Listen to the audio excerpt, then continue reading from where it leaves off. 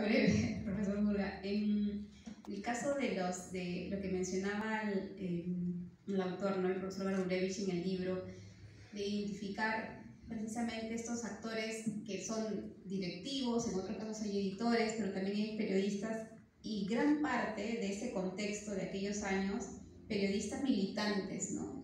Yo sí creo que en la descripción que hay dentro del libro, de ese escenario, de ese ecosistema de medios, estamos hablando de pocos medios, porque producir, hacer periodismo en aquellos años era distinto a hacer periodismo también ahora, ¿no? En el sentido del ecosistema digital. Internet sí marca como un antes y un después en las formas de hacer la producción periodística, pero tener el control de los medios de producción, en este caso del papel, ¿no? De lo costoso que es hacer prensa, suponía siempre un capital gigante, y hacía que los medios estén en manos de grupos económicos, y eso limitaba muchísimo la línea editorial, por así decirlo, ¿no? Que es un concepto también debatible, porque la línea editorial debería ser, uno puede elegir, ¿no? qué es lo mejor para el país o para la sociedad, y el límite es la mentira o la desinformación.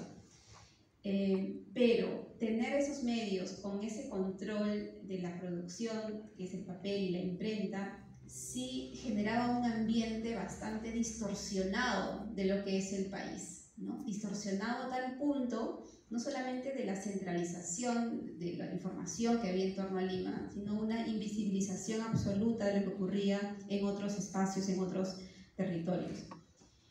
Pero cuando se empieza a definir dentro del libro estos actores, una de las cosas que yo, por eso volví a ese punto, era cómo era hacer periodismo siendo militantes, ¿no? O sea, ahora a mí me sorprende, nuevamente puedo parecer muy cándida, pero me sorprende cómo hacías hacer periodismo declarándote abiertamente aprista, o de la Izquierda Unida, o del Vanguardia, o de esos años turbulentos, donde además había toda una corriente izquierda muy fuerte, reivindicativa en América Latina. Yo la siento nuevamente distinta a los tiempos que fueron viniendo después. ¿Por qué? Porque también es cierto, como decía Jorge, hay una concentración de medios, los medios que tienen ahora, por ejemplo, las mayores pautas publicitarias, las que concentran la gran cantidad de tráfico y también de publicidad, son pocos, es cierto, pero ya no es un momento histórico, si el término cabe, como el de aquellos años, porque Internet se ha convertido en un actor relevante para diferentes audiencias, sociedades y comunidades. Cuando hablamos de ahora, sería impensable en algunos espacios hacer periodismo panfletario, ¿no? En el sentido de que sería a mí personalmente no me gustaría leer un periódico que abiertamente cuestione. Los hay, sabemos que los hay, pero no es un periódico respetado, con mucha credibilidad, que son conceptos que vienen acompañados también de la profesionalización del periodismo. El periodismo ha atravesado diferentes momentos, y creo que en las nuevas generaciones hay un impulso también por reescribir estos nuevos conceptos, ¿no? De qué es periodismo libre, qué es libertad de prensa, de qué hablamos, de qué tipo de democracia construye la prensa.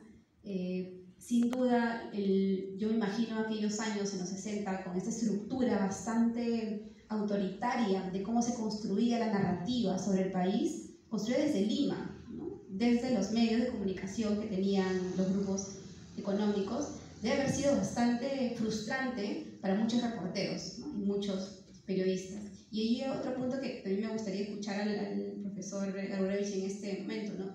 Si él encuentra en el actual contexto, o sea, actualmente, si es posible reescribir precisamente este concepto de libertad de prensa a la luz de espacios digitales como Internet, que han reducido enormemente los costos de producción o las formas de hacer periodismo, y que sí permiten enarbolar esa utopía de la libertad y del periodismo libre, que yo no lo sé, yo creo que debe haber sido muy difícil ejercerla en estos años donde había mucha más militancia partidaria, definiendo incluso lo que se decía o no se decía en los medios, porque es cierto que había grupos controlando los grandes medios de comunicación, pero el libro también recuerda todos los esfuerzos sindicalistas, gremiales, que empezaban a surgir desde los mismos periodistas para generar una contranarrativa, ¿no? A esa narrativa que querían impulsar los medios de los grupos económicos más grandes. Entonces ese esfuerzo todavía lo podemos ver ahora, ¿no? Desde internet probablemente, pero personalmente creo que es un escenario distinto y que es posible como que reescribir esa utopía en torno a los conceptos de libertad y prensa, o al menos internet nos abre esa posibilidad y luego lo podemos, me gustaría escuchar qué opina usted, profesor. Gracias. Muchas gracias, Nelly. Entonces le doy la palabra a Jorge. Adelante, Jorge. Muchas gracias, Manuel. Bueno, a ver, la prensa, digamos, en distintas partes del mundo ha tenido que ver muchísimo, pues, con la organización y la difusión de ideas políticas de diversos sectores sociales, ¿no? Hay un concepto que es, digamos, que trata de explicar este nivel de representación en los sistemas de medios de los diferentes sectores políticos y sociales de una sociedad. Ese concepto es paralelismo político, ¿no? Y se entiende que en una sociedad más o menos democrática, los diferentes sectores sociales y políticos van a tener, digamos, espacio o van a tener medios propios de comunicación, ¿no?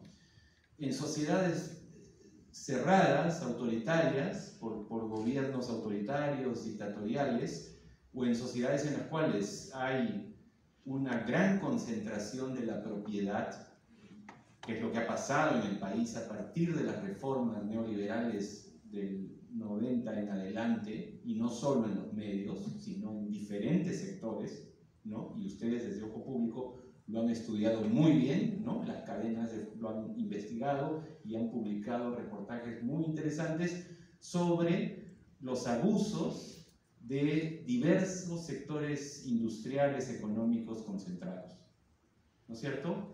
Por ejemplo, en el campo de las farmacias, por ejemplo, en el campo de la banca y las finanzas, y cómo no también en el de los medios de comunicación, ¿no? Entonces, tenemos estos dos extremos, ¿no? El extremo de un gobierno autoritario y de un Estado controlador, digamos. Hay casos, digamos, que van más o menos en esa línea, ¿no? China, por ejemplo, ¿no es cierto?, en materia de medios de comunicación, sin duda, se permite un nivel de libertad, es una especie de profilaxis hasta mandos medios, digamos, pero tú no te puedes meter con el presidente, ¿no es cierto? Eso es imposible, ¿no? Pero sí puedes hacer denuncias y puedes hacer reportajes de mandos medios, digamos, en la estructura de este Estado gigantesco y complejo que es China, ¿no? O sea, hay una libertad, digamos, regulada, limitada. Con el de arriba no te puedes meter, con la cúpula de poder no te puedes meter, pero sí puedes hacer un ejercicio desde el periodismo, digamos, un ejercicio profiláctico, ¿no? De denunciar corrupción, etcétera, etcétera. El otro extremo es el control privado de las comunicaciones y de diversos sectores, ¿no? Pero hablando de las comunicaciones, ¿no? En el que tampoco hay, digamos, estos espacios plurales, abiertos, libres para que diferentes sectores de la sociedad. Un Apu decía hace poco, ¿no? En la Amazonía, en mi región, hay derrames de petróleo todos los años.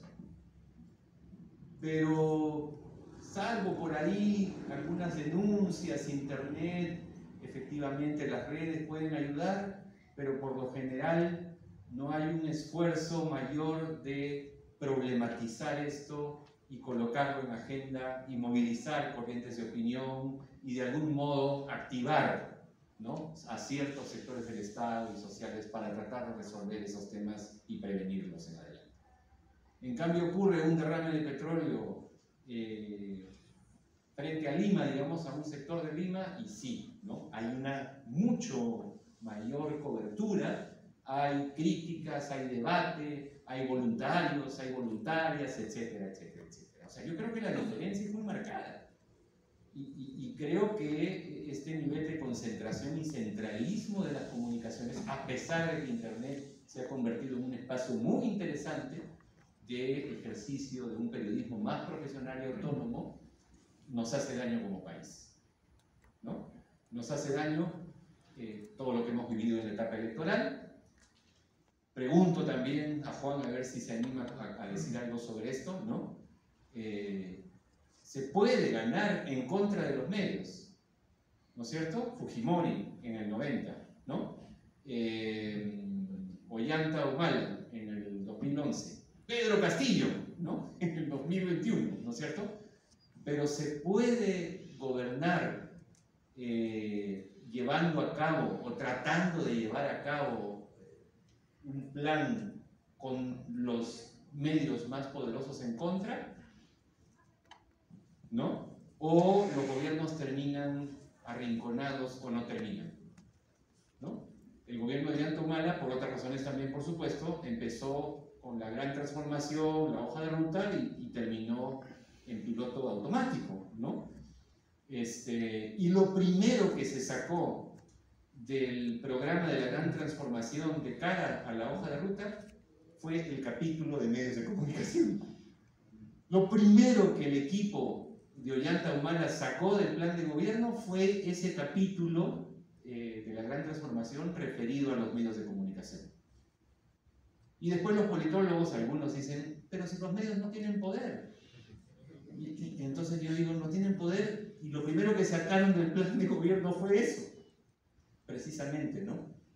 Por cierto, no es un poder absoluto, es un poder limitado, hay espacios críticos, las audiencias son reflexivas, críticas, por cierto, pero son un poder, ¿no?